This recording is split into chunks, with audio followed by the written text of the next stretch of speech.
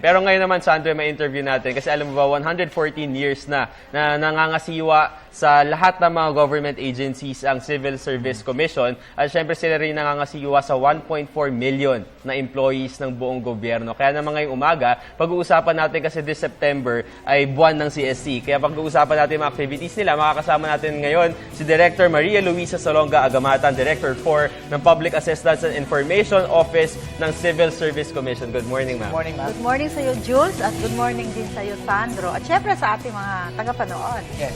Ma'am, siguro simulan po natin, 114 years nga po, pero hindi pa rin po lahat ng tao ay alam kumbaga ano yung mandato o yung talagang ginagawa ng Civil Service Commission. Maaari niyo po ba kaming bigyan ng konting description tungkol sa inyong ginagawa? Magugulat ka kapag nabanggit ko anong mandato ng Komisyon ng Serbisyo Sibil ng Pilipinas.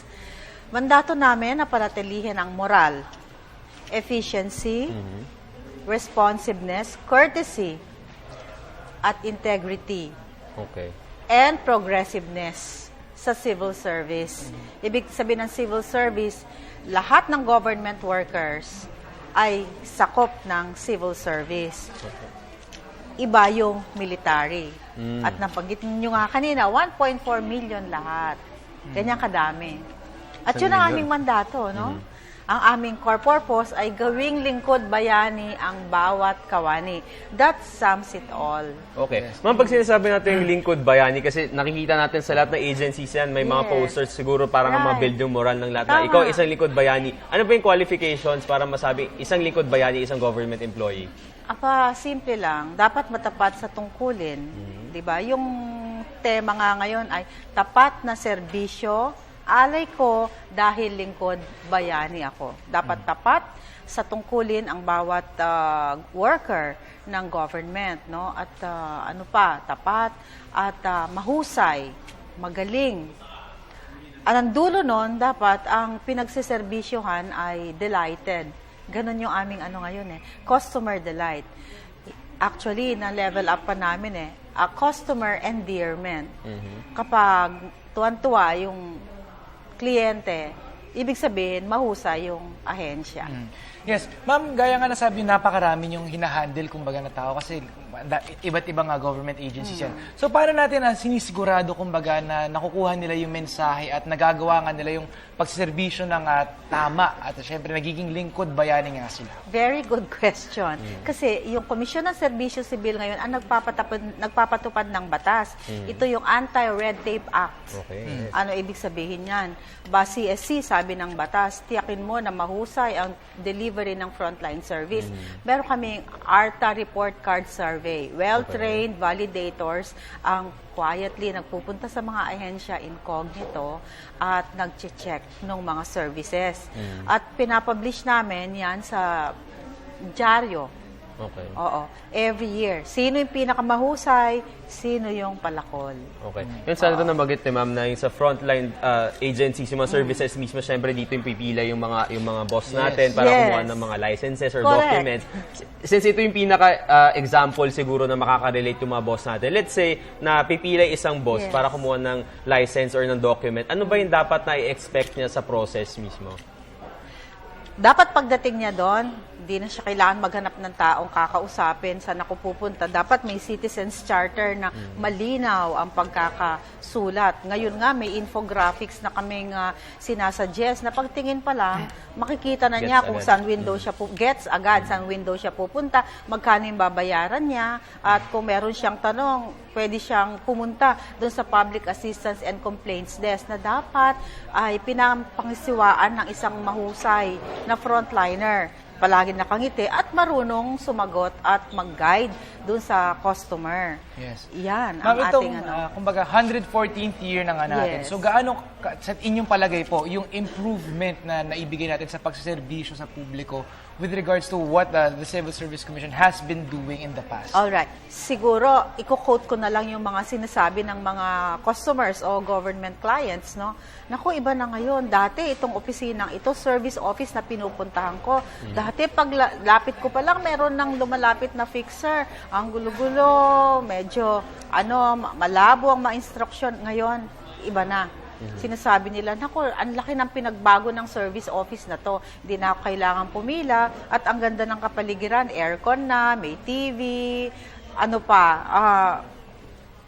may coffee, may water. Kompleto na kumbaga talaga Kompleto. na nagiging, kasi alam natin, Jules, na marami sa ating mga boss ang siguro hindi ganun kahaba ang pasensya sa mga pila. At least nagiging mas comfortable yung kanilang pag-aantay ng May kanilang ikukwento turn. ako sa inyo Yes, sige po. kahapon, di ba? Galing ako sa isang meeting sa Quezon City Government, no? Pagkatapos, pagdating ko, nakita ko may kliyente doon. How do you find our service? Sabi kong ganyan. Tapos, natutuwa siya. Sabi niya, mahusay. Pero mas maganda siguro kung merong kape. Sabi niya, tumakbo ako sa likod. Nagtimpla ako ng kape. Kayo mismo, ma'am? Oo, ako mismo. Tapos, sinerve namin yung coffee. Sabi niya, kulang daw ng sugar. Takbo na naman ako sa doktor. Ganon. Nakakatuwa, nakakaaliw. Pagkatapos ng serbisyo, nag-request siya na pumunta siya sa loob ng office para magpasalamat. O, nagkwentuhan kami, tapos pinakita niya yung office niya. Government administrator pala siya. City administrator na isang syudad sa Bicol. Yung maganda, Sandro, You'll no? never know, di ba? Oo. Talagang yung pinaka one of the goals din siguro talaga na CST is to make everyone, kumbaga, please talaga dun sa Oo, services. Pero syempre, nakakatuwa. siguro for the mga boss din natin, konting pasensya lang din kasi Oo. 1.4 million employees to, diba, millions of Filipino people na kailangan pagsilbihan. Tapos Napakarami humingi ako nun. ng feedback. Sabi niya, maganda siguro kung merong candy or whatever. Nagpabili ako, nagpatakbo ako ng, diba, nakakatuwa. Tapos yung staff ko nag-serve ng konting biscuits. Pagkatapos, shinare niya doon sa katabi niya. Nag-smile yung lady na natuwa. Pero mo little things. Yes. Little things, Maganda yes. rin siguro, ma'am, na nakakuha kayo ng ganitong klaseng feedback mula sa mga kliyente, kumbaga, na talagang na-experience yung pagpila. Kasi, kumbaga, you make it more pleasing for the next customer who will be falling in line after the person that Right, already yeah. gave you their feedback. Kumbaga contagious talaga siya. So anyway, napag-usapan natin na for the past 114 years, yes. well, talagang nasubaybay niya talaga yung paglago ng gobyerno mula nung Ayan. naging malaya yung Pilipinas. So ngayon, 114 years anniversary po this September. Ano-ano po ba yung mga activities na inaasahan kwento natin ko with CST? yung nangyari nung Sabado. Sure po. 25,000 ang tumakbo. At Wow. naglakad. Okay. 25,000 government workers and private individuals na nakiisa doon sa fun run sa banda doon, Mall of Asia, no? Okay. Yun ang aming ground. Pagkatapos sa September 30, 3 p.m. sa Cultural Center of the Philippines. May takbo ulit. Hindi. Ano naman Kakanta yung mga choral competition, yung may choral competition. Okay. Doon sa tanghalang ni Canor Abelaldo. Di ba? Main theater. Main theater pa talaga. Yes. Wow, big time. Yes, level up ng ating government singers, no? 150,000 yung ano dyan. Yes. Yung Champion. prize. Wow. Oo. And then, ma'am, this is an open event that everyone can be Yes. part of, na pwede silang attend. Baka pwede din silang yayain na para sa mga upcoming events mo natin aside from the choral competition. What else do we have in store for the anniversary? Sa government workers, meron tayong free ride, no?